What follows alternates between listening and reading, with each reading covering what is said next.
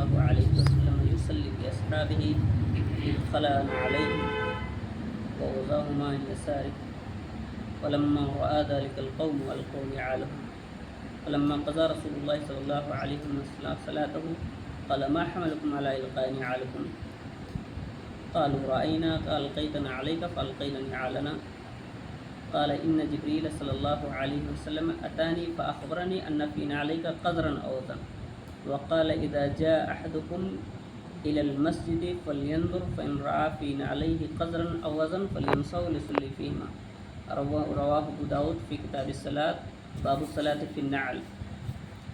حدیث کے راوی ابو سعید خدری رضی اللہ تعالیٰ عنہ ہیں، کہتے ہیں کہ اللہ کے رسول صلی اللہ علیہ وسلم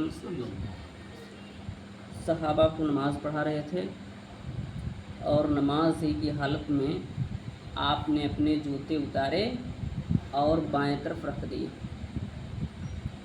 جب صحابہ نے دیکھا تو صحابہ کرام رضوان اللہ علیہم اجمعین نے بھی اپنے جوتے اتارے اور بائیں طرف رکھ دیے۔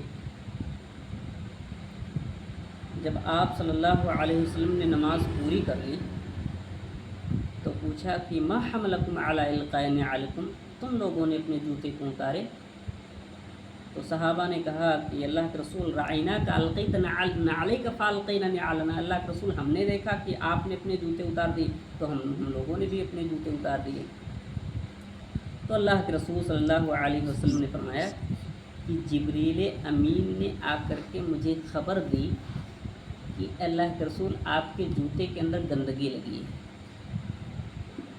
اسی موقع پر آپ صلی اللہ علیہ وسلم نے ایک قانون، ایک ضابطہ بتایا اپنے صحابہ کو کہ تم میں سے جو کوئی شخص جوتے اور چپل پہن کر کے آئے مسجد میں تو وہ اپنے جوتے چپل کو دیکھ لے، اگر اس میں گندگی لگی ہو تو اس کو زمین پر رگڑ دے اور اس میں نماز پڑھے۔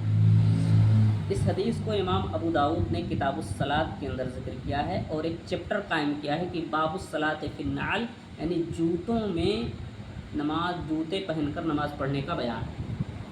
تو اب اس حدیث سے کئی سارے مسائل نکلتے ہیں۔ سب سے پہلی بات تو یہ نکل کر کے آتی ہے کہ اللہ کے رسول صلی اللہ علیہ وسلم عالم الغیب نہیں تھے، جیسے کہ ہمارے بہت سارے بھائی اس بات کا دعویٰ کرتے ہیں کہ اللہ کے رسول صلی اللہ علیہ وسلم عالم الغیب تھے۔ اگر عالم الغیب ہوتے تو یہ آپ صلی اللہ علیہ وسلم برداشت نہیں کر سکتے تھے کہ ہمارے جوتے میں گندگی لگی ہو، ہم پہن کر کے مسجد چلے جائیں۔ حدیث کے الفاظ ہیں کہ ان جبریل اتانی فاخبرنی ان فی نعلیک قدر، جبریل امین نے آ کر کے مجھ کو خبر دی ہے کہ اللہ کے رسول آپ کے جوتے کے اندر گندگی لگی۔ معلوم ہوا کہ رسول عالم الغیب نہیں ہوتے۔ اسی طرح دوسری بات معلوم ہوئی کہ نماز کے اندر کوئی چھوٹا موٹا کام کرنے سے نماز باطل نہیں ہوتی ہے۔ جیسے مثال کے طور پہ لے لیجئے کہ آپ کا موبائل بج رہا ہے اور آپ نے نکال کر کے اسے سائلنٹ کر دیا ہے، بند کر دیا، تو یہ مختصر چھوٹا سا کام ہے، اس سے آپ کی نماز خراب نہیں ہوگی۔ دلیل کہاں سے پکڑی؟ دلیل یہاں سے ملی کہ اللہ کے رسول صلی اللہ علیہ وسلم نے نماز ہی کی حالت میں اپنے جوتے اتارے اور سائڈ میں کیے۔ تیسری بات یہ معلوم ہوئی کہ جوتے اور چپل اگر صاف ستھرے ہوں، وہ بھی سمجھیے کہ پہننے والی چیزیں، جیسے کپڑا ہے، کرتا پاجامہ ہے، ٹوپی ہے، جوتا ہے، موجہ ہے، تو اسی طرح جوتا اور چپل بھی پہننے والی چیز ہے، اس کا بھی تعلق لباس سے ہے، لہٰذا اگر صاف ستھرا ہے تو اس میں نماز پڑھنے میں کوئی مذائقہ نہیں ہے، اور الحمدللہ ہم لوگوں کا عمل بھی ہے۔ یعنی جنازے کی نماز کے موقع پر عمل ہوتا ہے کہ نہیں ہوتا ہے؟ اب تو مسجدیں ماشاءاللہ اتنی عالیشان ہیں تو بھائی اس میں تو نہیں مناسب نہیں معلوم ہوتا ہے۔ کچی مسجدیں تھیں تو اس میں پڑھ سکتے تھے، لیکن اب تو مناسب نہیں ہے، لہٰذا جنازے کے موقع پر الحمدللہ ہم لوگ اس پر عمل کرتے ہیں کہ جوتے اور چپل اگر صاف ستھرے ہوتے ہیں اس پر نماز پڑھتے ہیں۔ اور اللہ کے رسول صلی اللہ علیہ وسلم نے ایک روایت کے اندر کہا ہے کہ خالف الیہود، یہودیوں کی مخالفت کرو، وہ اپنے جوتے اور چپل کے اندر نماز نہیں پڑھتے ہیں، لہٰذا تم لوگ پڑھو، جوتے اور چپلوں کے اندر نماز پڑھو۔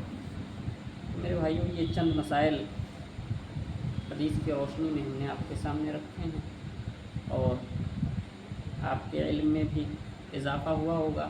اور اس پر عمل کرنے کی کوشش کیجیے. بہت سارے لوگ آتے ہیں نماز پڑھنے, موبائل کئی منٹ تک بجتی رہتی ہے اور آف تک نہیں کرتے, ہے نا, سائلنٹ کرنا بھول جاتے ہیں, لوگوں کو بھی دشواری میں ڈالتے ہیں اور خود بھی نماز میں تشویش ہوتی ہے. لہٰذا جو حدیث ہم نے سنی ہے اور اس سے جو ہم نے مسائل کا استنباط آپ کے سامنے کیا ہے, اللہ تعالیٰ سے دعا ہے کہ ہمیں عمل کی توفیق دے اور ہماری نمازوں کے اندر خوش و خضوع پیدا فرمائے. آمین. السلام علیکم. سر استنباط کے لیے میں کہہ رہا تھا, جیسے